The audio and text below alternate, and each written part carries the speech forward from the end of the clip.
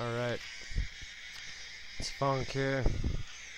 This one I find of uber importantness. Alright, word up. Here we go. This is another Pravda.ru article. The French army performed nuclear explosions in Africa to test radiation effects on humans. France is in the midst of the discussion of a publication in Le Parisien newspaper. The newspaper published the secret document that throws light on the French nuclear tests in the Sahara Desert in 60 through 66.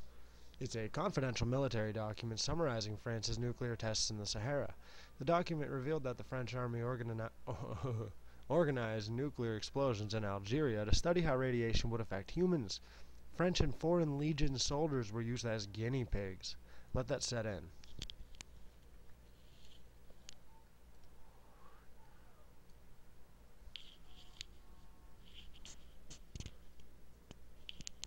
Paris made a decision to create its own nuclear program in 1954, influenced but its defeat in Vietnam in Dien Bien Phu battle.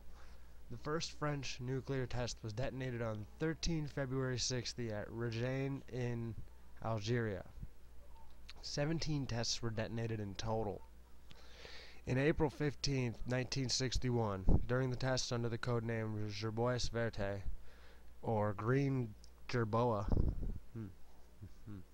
the soldiers were ordered to play out a nuclear war scenario. According to the report published in Le Parisien, the purpose of the test was to study the atomic weapons' physiological and psychological effects on man to obtain elements necessary to prepare them physically and morally for modern combat. That day, 300 soldiers took part in a ground exercise coinciding with the blast.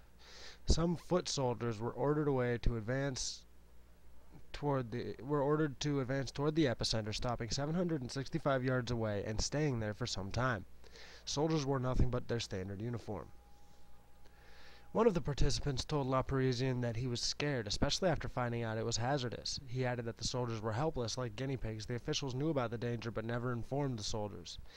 Patrice Bouveret from the National Armaments Observatory added that the new data from the report showed that soldiers were intentionally exposed, then sent home without further medical checks.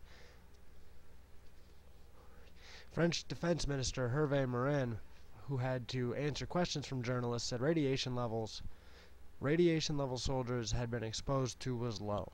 La Parisien reports that these low doses have caused incurable diseases. Mon newspaper, referring to the veterans, claims that thousands of French soldiers were seriously affected by radiation. The veteran organization of the nuclear test participants has 4,800 members.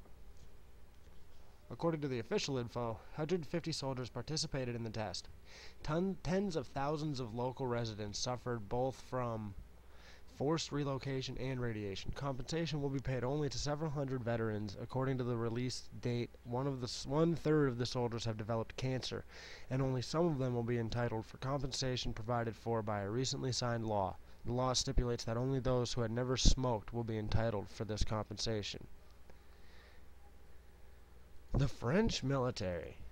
I didn't even know they were in a nuclear arms race, let alone that they had been testing during the 60s on human subjects.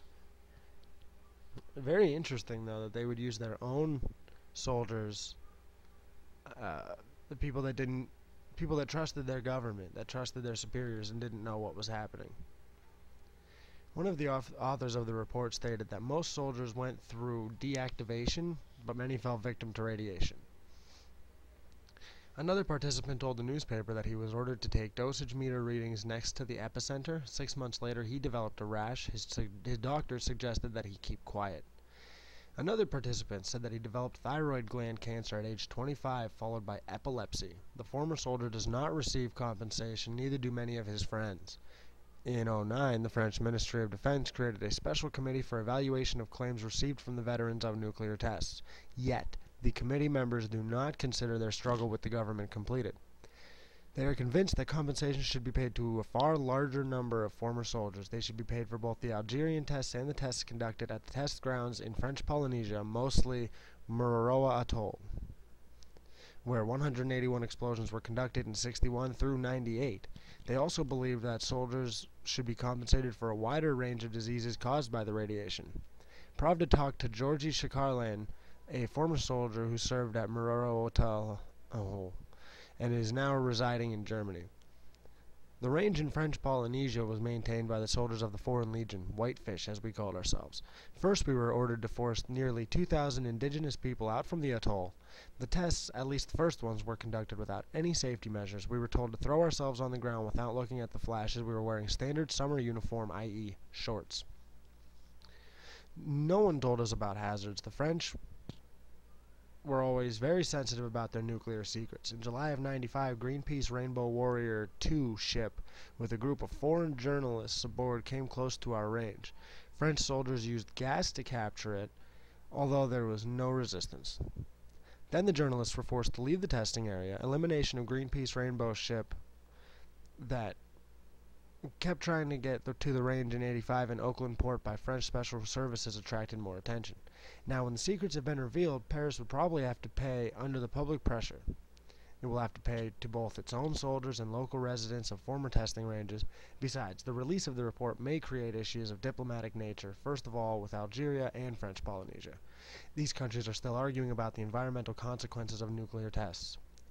There is information that Paris intends to compensate the damage to several hundreds of Polynesians to avoid frustration of locals who have strong organizations demanding liberation from the French colonialism.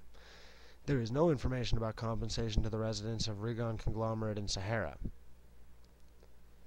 Meanwhile, according to Algerian data, radiation level in some areas near Rigon is 22 times higher than the norm. The country officials stated that they intended to demand that France deactivate the territory and build hospitals to treat the victims. These demands would be hard to ignore. French power companies are dependent on Algerian oil and gas.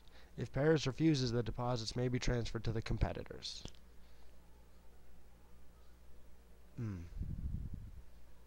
I guess that's all of it.